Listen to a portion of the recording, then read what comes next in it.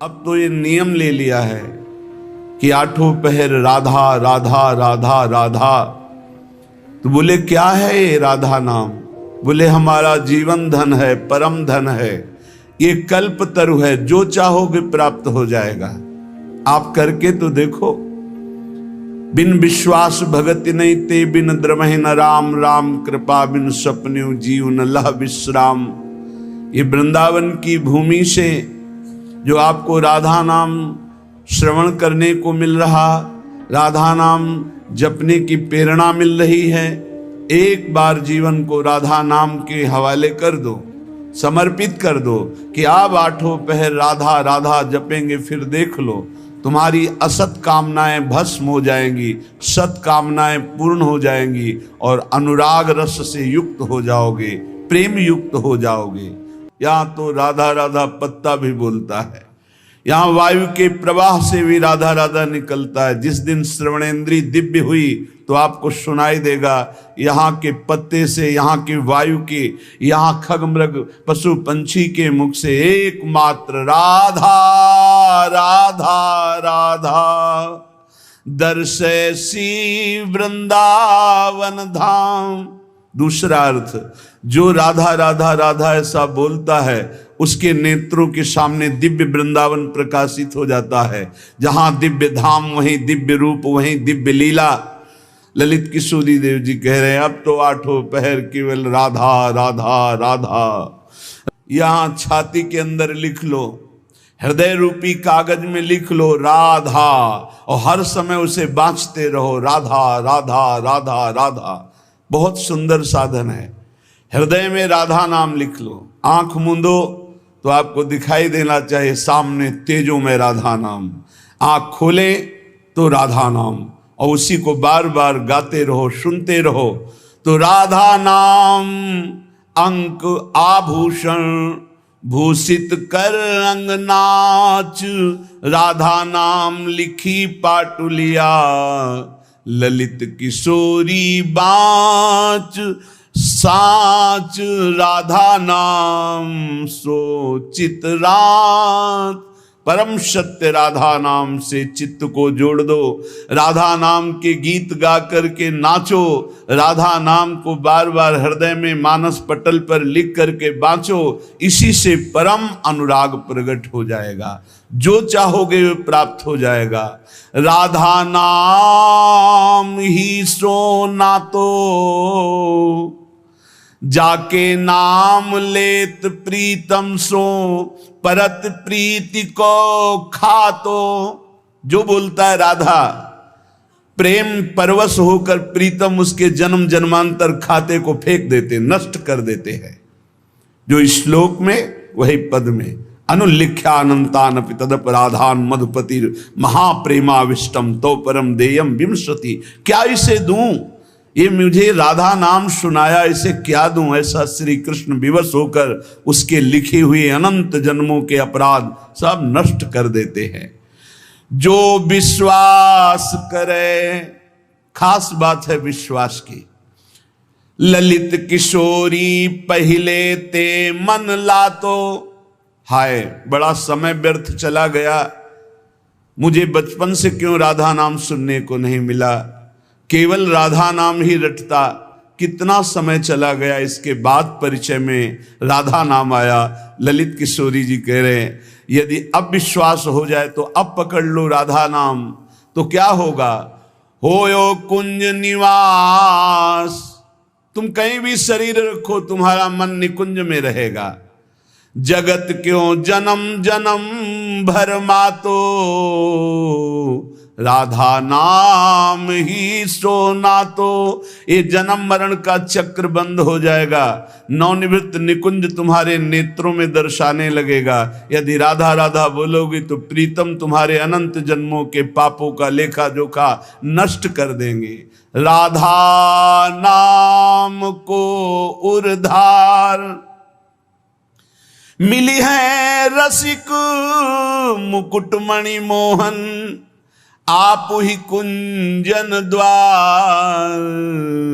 राधा नाम को उर्धार, यदि राधा राधा राधा ऐसा बोले तो श्री कृष्ण हर समय तुम्हारे साथ है और निकुंज द्वार में तुम्हारा अद्भुत स्वागत होगा।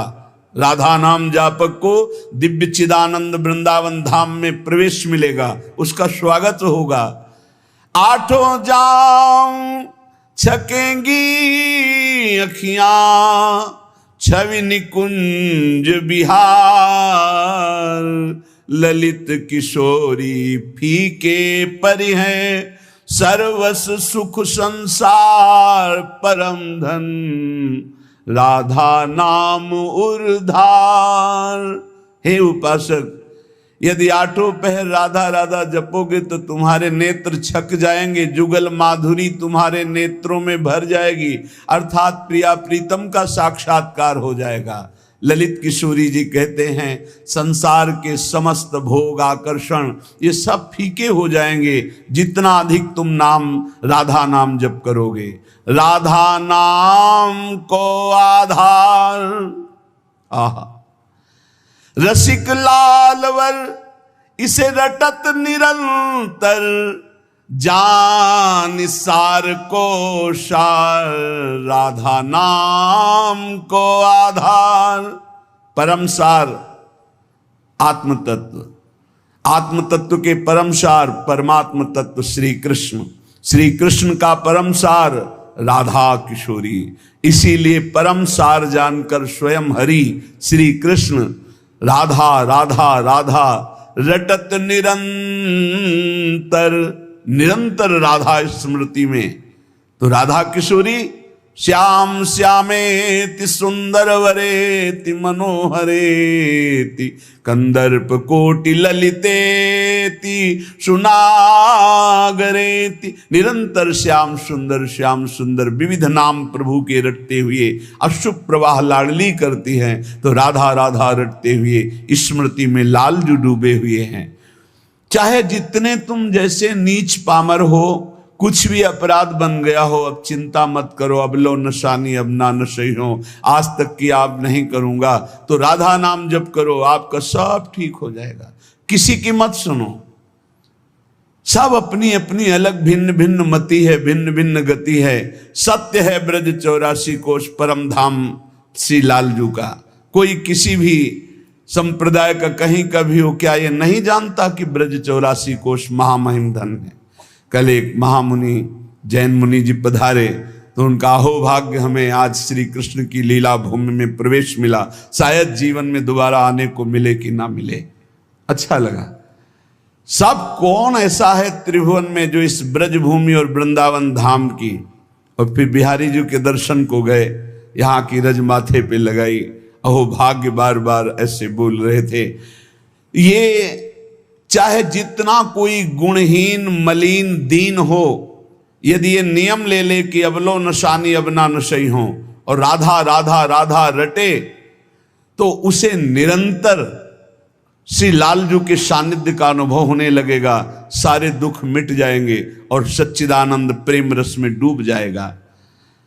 सब गुणहीन मलिन दीनयति, जो पतितन में सरदार, पापियों में भी महापापी जो हो, पर वो रटने लगे राधा राधा राधा, तो ललित किशोरी जी कहते हैं मैं वादा करता हूं तासु भरोसे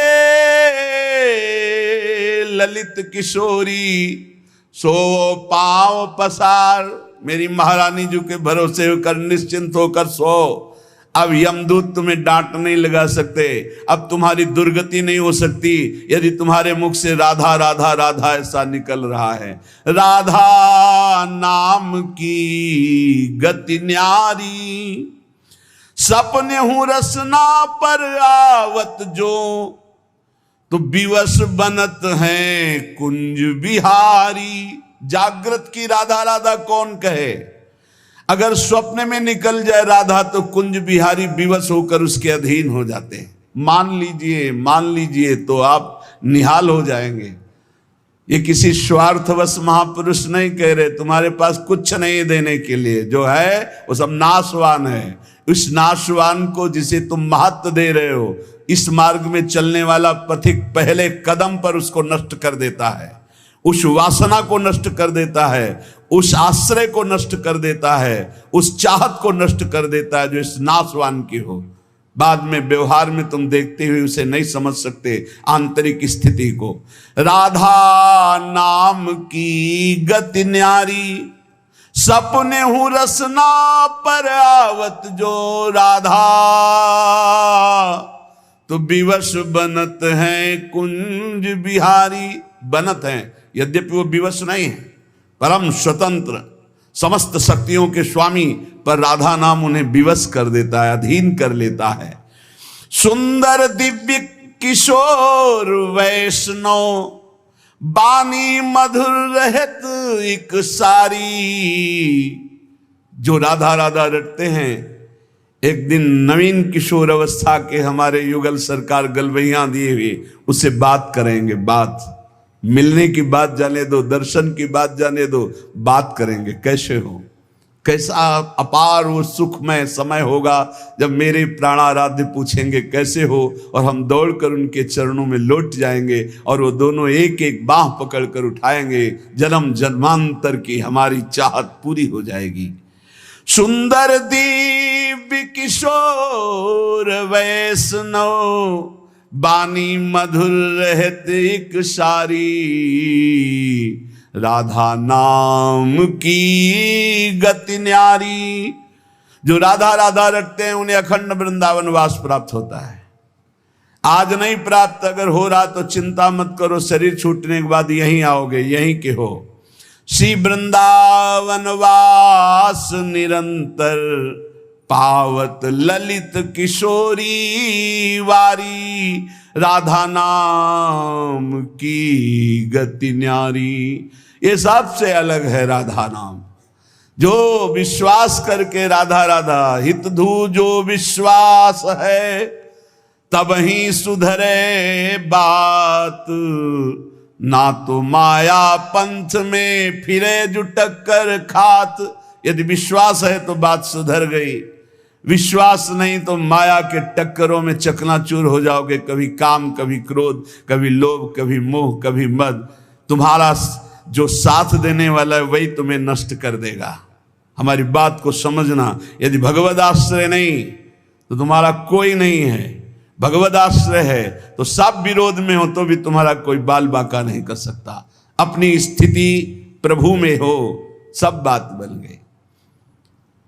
एक हाथी को उसका सेवा करने वाला बहुत जो दुलार करता था, उसे साइड में कर रहा था, एक छोटी छड़ी लेके ऐसे वर्षों से उसका पालन पोषण कर रहा था। काल सवार हो गया, सूंड से पटक दिया और जैसे परेठा पलट पलट के बनाया जाता है ऐसे उसको चकनाचूर कर दिया, लातों से रख रख कर मार कर। एक आदमी जा रहा है आराम से, पीछे से साड़ आया, उठाकर पटक दिया, इतना मारा, मर गया। एक एक मिनट में मृत्यु हमारे लिए खड़ी हुई है, कहां कब कैसे। इसलिए हमारा जीवन जितना है वो सब सुखमय हो जाए, आनंदमय हो जाए, हमारी मृत्यु भी हो तो महोत्सव बन जाए। इसलिए राधा राधा राधा। पूज्य भाई श्री हनुमान प्रसाद पोद्दार जी महाराज कह रहे, प्रेम शब्द ये संसार में सार्थक नहीं है, धोखा है। यहां संसार में कोई किसी से प्रेम नहीं करता, कोई नहीं करता। अपने स्वार्थ की पूर्ति के लिए ही यहां प्रेम शब्द का प्रयोग किया जाता है। प्रेम केवल केवल सच्चिदानंद से होता है, क्योंकि प्रेम कामना रहितम, प्रेम में कामना नहीं होती, और यहां बिना कामना के प्रेम नहीं होता, इसलिए वो प्रेम नहीं है। वो राग है, वो मोह है, वो आसक्ति है, वो काम है, प्रेम नहीं है। प्रेम सच्चिदानंद में होता है, क्योंकि प्रेम सूक्ष्मतरम, और यहां स्थूल शरीर को लेकर प्रेम किया जाता है। स्थूल शरीर को लेकर, जो स्थूल को लेकर किया जाता है वो राग होता है, प्रेम नहीं होता। जो कामना को लेकर किया जाता है वो राग होता है, प्रेम नहीं होता है। और ये क्रिया स्वरूप है और प्रेम अनुभव स्वरूप है। प्रेम अनुभव स्वरूपम और ये क्रिया स्वरूप है, इसमें क्रियाएं होती हैं। तो ये क्रियाएं मोहाशक्ति से होती हैं। प्रेम अनुभव स्वरूपम, हृदय का विषय, अनिर्वचनीयम, इसमें वचन बोलते हैं।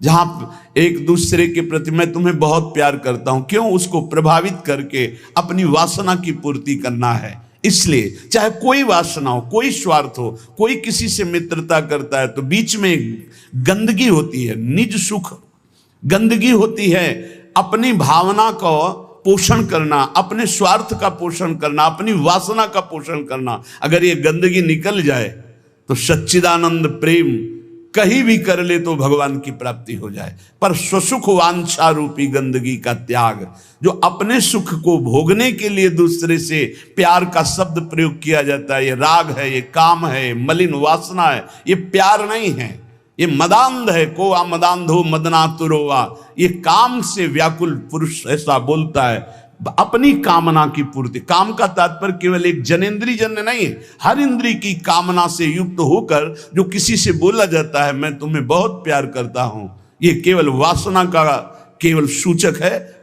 क्योंकि अनिर्वचनीयम प्रेम स्वरूपम, प्रेम कभी कहा नहीं जा सकता कि मैं तुम्हें बहुत प्यार करता हूं। इसलिए प्रेम सार्थक होता है सच्चिदानंद भगवान में। प्रेम शब्द केवल लगता है भगवान में, और यहां जो भी होता है वो राग होता है, काम होता है, आसक्ति होती है, मोह होता है। प्रेम शब्द श्री भगवान में सार्थक होता है, समझ लीजिए। जहां भी प्रेम कोई कहे कि हम आपसे प्रेम करते, तो समझ लेना बहुत कोई न कोई स्वार्थ बुद्धि है, कोई न कोई वासना बुद्धि है, कोई न कोई अपने सुख की बात ये देख रहा है मेरे में, इसलिए कह रहा है मैं तुम्हें बहुत प्यार करता हूं। प्रेम विशुद्ध होता है, कामना मलिन होती है। प्रेम निस्वार्थ होता है और कामना स्वार्थ युक्त होती है। यहां कौन निस्वार्थ प्रेम करता है? यहां कौन विशुद्ध प्रेम करता है? उज्जवल होता है प्रेम और काम मलिन होता है। प्रेम इंद्रियातीत है और काम इंद्रियों से होता है। तो ये प्रेम सार्थक होता है सिर्फ श्री भगवान में। जो आपको बोले कि मैं आपको बहुत प्यार करता हूं, तो समझ लेना ये वासना का खेल खेलने का षड्यंत्र है, ना कि प्रेम। आज इसी षड्यंत्र में फंसकर अपने चरित्र को, अपने जीवन को दूषित किया जाता है और कहा जाता है प्रेमी हैं हम, प्रेमी। प्रेम शब्द को कलंकित किया जाता है। वही प्रेमी हितधाम में थे तो एक जोड़ी आई, उन्होंने कहा कि उन्हें लव मैरिज किया है, आशीर्वाद दीजिए। बढ़िया है। एक साल बाद अकेले दिखाई दिया हमको, भाई अकेले आए आप? बोले तलाक हो गई है। यह है प्रेम। दूसरा मिल गया कोई स्वार्थ पूर्ति के लिए, उससे अच्छा अपनी भावना में, खत्म प्रेम। स्वार्थ की पूर्ति को संसार में प्रेम कहा जाता है। इसलिए प्रेम शब्द को गंदा न करो। प्रेम केवल अंतर में विराजमान निरंतर जिनकी सत्ता है उन श्री भगवान से होता है। जब प्रेम होने लगता है तो दूसरी समस्त वस्तुओं से, समस्त स्थितियों से मन हटने लगता है। केवल प्रीतम ही प्रीतम सुहाते हैं। ऐसा कामी पुरुष को भी होता है, ऐसा कामिनी को भी होता है। बस बिल्कुल नजदीकी है काम और प्रेम में, पर प्रेम निर्मल भास्कर है और ये घोर अंधकार है। इसलिए गोस्वामी जी ने बहुत समझ कर मांगा कि काम ही नारी प्यारी जिम, लोभी जिम प्रिय दाम, तिमि रघुनाथ निरंतर प्रिय लागो मोहिराम। हमारा आपसे प्रीता कैसी हो? जैसे कामी पुरुष की कामिनी में होती है, जैसे कामिनी की कामी पुरुष में होती है, ऐसे हे नाथ मेरी चित्तवृत्ति निरंतर आप में लगी रहे। प्रेम तभी माना जाता है जब अपनी शुद्धि भूल जाए और केवल प्रेमी की याद रहे। और यहां अपनी शुद्धि रहती है। अपनी शुद्धि के द्वारा अपनी वासना की पूर्ति को यहां प्रेम कहा जाता है। इसलिए नाटक है, प्रेम नहीं है। बिल्कुल कोरा नाटक है। बहुत विचित्र विचित्र गति, बहुत विचित्र गति। प्रेम उसे कि हम आपसे प्यार करते हैं, यदि आप वहां सुखी हो तो जाओ, भगवान तुम्हें सदैव सुखी रखें, कभी तुम हमारी तरफ मुड़कर मत देखना, तुम आनंदित रहो, तुम सुखी रहो, आनंदित रहो। प्रेम का स्वरूप समझना बड़ा कठिन है। यदि मेरे देखने से तुम्हें दुख होता, मैं कभी तुम्हारे सामने नहीं आऊं। तुम सुखी रहो, तुम आनंदित रहो, तब माना जाए थोड़ा सा प्रेम उज्जवल हो रहा है, निर्मल हो रहा है, वासना का भूत, उसे प्रेम कहा जाता है। प्रेम केवल प्रीतम अपनी भी शुद्ध भूल जाए, अपनी भी शुद्ध भूल जाए, या अपनी ही शुद्ध की पूर्ति के लिए प्रेम शब्द का प्रयोग किया जाता है। प्रेमी केवल प्रीतम की बात करता है, केवल प्रीतम की बात सुनता है, केवल प्रीतम को देखता है, चारों ओर प्रेम ही प्रेम। प्रेम की वृत्ति में कभी पूर्णता नहीं आती है कि मुझे पूर्ण प्रेम प्राप्त हो गया, ऐसा कभी नहीं आता।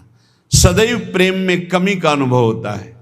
मैं कहां उनको प्रेम करती हूं, मेरे में कहां ऐसा है कि मैं उन्हें प्रेम दे सकूं। मैं तो सब गुणों से हीन हूं, ये तो पता नहीं वो क्या देखते हैं कि हमसे प्रेम करते हैं।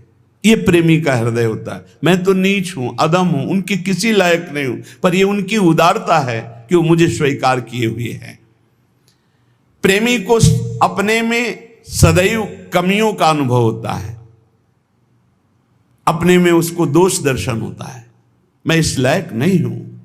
और वो अपने प्रीतम में भारी से भारी दोष कोई उनके प्रीतम पर साबित करे तो भी वो गुण ही उसको दिखाई देता है। प्रेम असीम होता है, प्रेम की सीमा नहीं होती।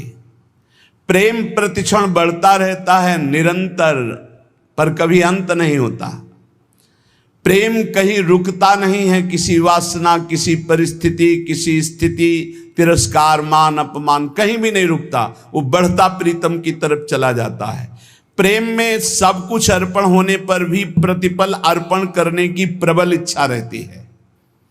यहां तक कि प्रेमी स्वयं भी प्रेमास्पद के अर्पित हो जाता है, पर इस बात का उसको स्मरण भी नहीं होता कि मैं कितना समर्पित हूं। प्रेम वाणी का विषय नहीं है, प्रेम हृदय में रहता है, और वो हृदय हृदयेश्वर के पास चला जाता है तो उसका हृदय भी नहीं रहता। बहुत अद्भुत है ये प्रेम। प्रेम जिसके हृदय में उत्पन्न होता है तो ना मन रह जाता है, ना बुद्धि रह जाते हैं। मन बुद्धि प्रीतम के पास चले जाते हैं, केवल प्राण धड़कते रहते हैं। प्रेम बड़ी दुर्लभ वस्तु है, ये प्राण देने पर भी नहीं मिलता। ये जिसे मिल जाता है उसके समान त्रिभुवन में कोई सौभाग्यशाली नहीं। जहां कुछ भी अपने लिए चाह है वहां प्रेम शब्द का प्रयोग न किया जाए। स्वार्थ है, प्रेम नहीं।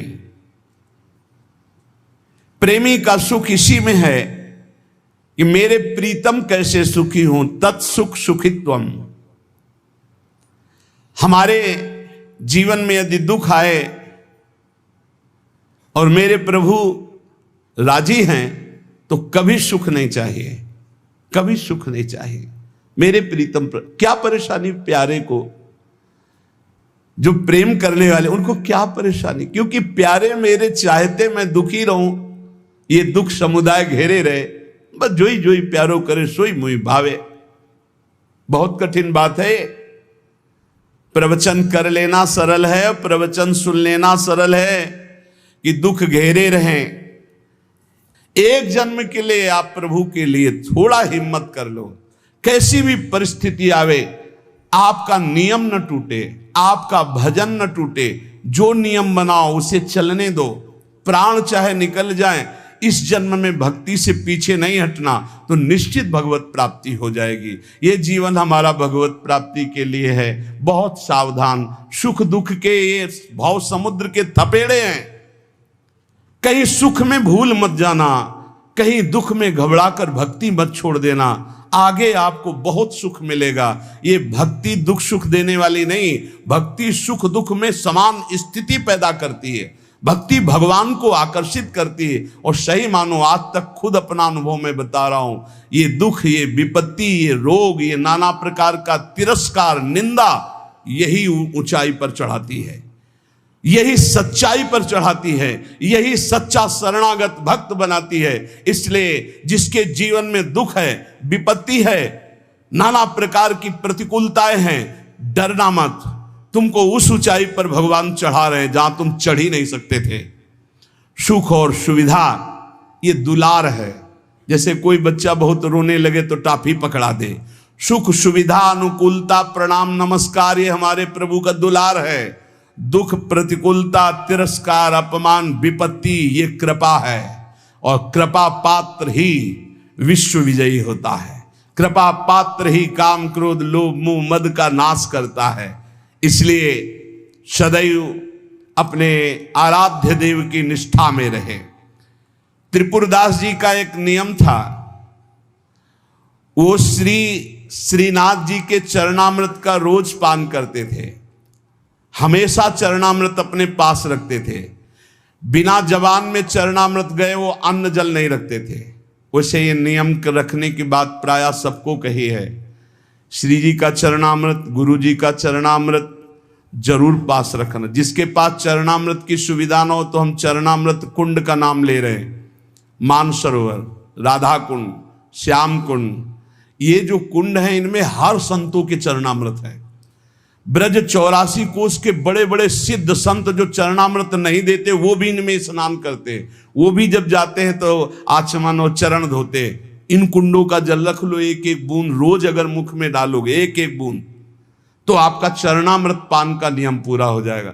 और राधा वल्लभ जी, बांके बिहारी राधा रमन जी, यहाँ तो करुणा बरसती। आप चले जाओ पात्र लेकर और हाथ जोड़कर प्रार्थना करके मांगो तो आपको चरणामृत मिल जाएगा। अगर इतना चरणामृत मिल जाए उसमें आप जल मिला ले तो आप वर्षों उसी को चलाते रहें, जल मिलाते रहें चलाते रहें, वो चरणामृत ही होता है। एक दिन संयोग की बात, जब आप भोजन करने के लिए गए तो जो श्रीनाथ जी के चरणामृत का पात्र था वो जो चरणामृत मांगते थे मिल जाता था, सेवक देते थे। बोले आज तो चरणामृत खत्म हो गया। आपने कहा पहले क्यों नहीं बताया? अगर पहले बताए होते तो चरणामृत की व्यवस्था करते तो ठीक है, ठाकुर जी को भोग लगा दो, अब हम प्रसाद नहीं पाएंगे जब तक चरणामृत नहीं। ये पूज्य श्रीधर बाबा जी को हमने नियम देखा कि वयोवृद्ध थे, 3 बजे आसन पे बैठते प्रातःकालीन और 1 बजे तक जप करते। 1 बजे के बाद 2 साधक उनको उठाकर ले जाते परिक्रमा मार्ग में। वो साष्टांग दंडवत लोटपोट होते, फिर आते अपने ठाकुर जी की 4 परिक्रमा करते। इसके बाद हाथ जोड़कर मंदिर में चरणामृत लेते। और जब चरणामृत जिस दिन, एक तो प्रायः रहता है ऐसा कभी हो गया कि कोई दूसरा भगत जो उनकी नियम निष्ठा को नहीं जानता सब बट गया, तो बोले बाबा चरणामृत तो बट गया, 1 बूंद पानी नहीं पिएंगे। अब फिर 1 बजे वही प्रक्रिया करके चरणामृत मिलेगा तब पानी पिएंगे, तब भोजन कर। ऐसी भक्तों में निष्ठा। तो उन्होंने कहा मैं दरबार जा रहा हूं, तुम लोग श्री ठाकुर जी को भोग लगाकर प्रसाद पा लेना, अब मेरी प्रतीक्षा मत करना, क्योंकि जब तक चरणामृत नहीं तो मैं ठाकुर जी का प्रसाद भी नहीं पाऊंगा। मन में निश्चय किया कि यदि चरणामृत श्रीनाथ जी का नहीं मिला तो चाहे प्राण निकल जाए कभी कुछ जबान पे नहीं रखूंगा। चरणामृत के बिना मेरा जीवन किस काम का। रसोईया अपने कार्य में लग गया। इतने में स्वयं श्रीनाथ जी 10 वर्ष के बालक का रूप रहकर पात्र में चरणामृत अपना जतिपुरा से लेंगे, वहां पहुंचे और कहा सुनो ये 3 पात्र रखे हैं, त्रिपुरदास जी को बता देना, इसमें श्रीनाथ जी का चरणामृत, इसमें महाप्रभु वल्लभाचार्य जी का चरणामृत, और ये तीसरे पात्र में श्रीनाथ जी का उच्छिष्टामृत। उनको बुला लो और पवाओ। और ये तीनों थैलियां भेजी गए। बालक ऐसा कह के चला गया। त्रिपुरदास जी को बुलाने के लिए गए। त्रिपुरदास जी दरबार में थे, एकांत में आए और उनका मैंने कहा था कि बिना चरणामृत के हम प्रसाद नहीं पाते, क्यों हमको तंग कर रहे हो? बोले नहीं, चरणामृत तो आपकी ही बात पहुंच गई है तो वहां से चरणामृत भेजा गया है। बोले कौन बालक चरणामृत लाया? बोले जय जय ने भेजा होगा। तो कितनी अवस्था था? 10-12 वर्ष की अवस्था। वो कहा अरे बालक नहीं था, साक्षात श्रीनाथ जी थे, साक्षात श्रीनाथ जी थे। जे ही अलौकिक चरणामृत का स्वाद, स्वयं श्रीनाथ जी ने अपना चरणामृत उतार, वल्लभाचार्य जी का चरणामृत और अपना उच्छिष्टामृत। जो साधक, जो भक्त निष्ठावान होते हैं तो ठाकुर जी उनकी निष्ठा की पूर्ति करते हैं। इसलिए अपने जीवन को भक्ति की निष्ठा में बांधिए। जो नियम लो, आजीवन प्राणपण उसका निर्वाह करो।